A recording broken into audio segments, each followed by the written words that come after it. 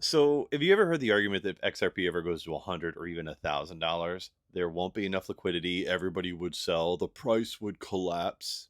Well, guess what? I'm about to show you how that's all wrong. Because technically, if adoption of XRP happens the way we suspect it may, then every single person in the world can sell all their XRP at 1,000 or 100 or even 10,000. But to understand what I'm going to explain, you'll need to understand liquidity pools. And simply put, a liquidity pool is a shared pot of tokens, like XRP and USDC, that sit there so people can instantly swap from one to the other without having to post and wait for a buyer and seller.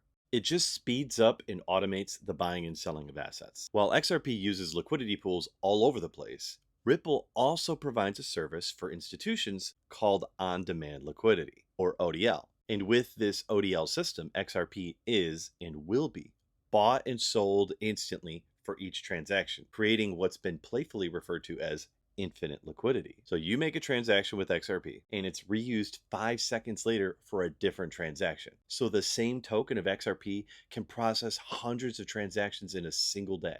Now imagine Ripple's ODL scales to even 10% of Swift's volume in cross-border payments. The DTCC utilizes XRP as well as other institutions and derivatives all happening at once. So massive adoption's happening. All of the institutions that don't custody their own XRP, they would be using ODL for their transactions, instantly buying XRP and instantly selling it off for each transaction, which is the core of ODL. So if XRP hits $100 or $1,000 and retail sells off, the institutions will keep buying and selling, not to hold, but to use. That's what creates this continuous liquidity. So you have to imagine 100 million transactions all happening in the same day under massive adoption, and every single transaction is constantly buying and selling massive amounts of XRP and selling off massive amounts of XRP to handle these transactions that they're sending across chain.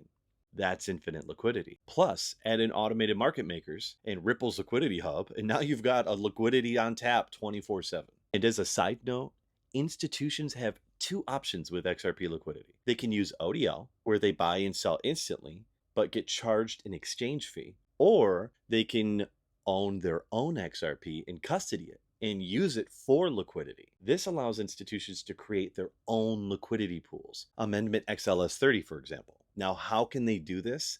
They custody their XRP, and Ripple just so happens to own Medico and standard custody. Companies in which institutions can custody their crypto with Ripple. The pieces are really coming together, aren't they? Like, it's all making sense now why Ripple has Medico and standard custody. They have been planning for this. So just imagine it. In a future where ODL is deeply embedded into the global finance, XRP liquidity becomes flow utility, not a storage utility. Retail could exit entirely. Yet ODL liquidity would persist because the system reuses XRP constantly, like a circulating bloodstream. But just to clarify, there's still no way that 5 trillion in fiat could meet retail XRP all at once. ODL isn't technically infinite liquidity in the fantasy sense. It is functionally infinite because the system recycles assets. It's high velocity, not unlimited depth. I hope that's clear. The infinite ODL liquidity is about recycling XRP really fast. It's not about instantly absorbing a multi-trillion-dollar sell-off.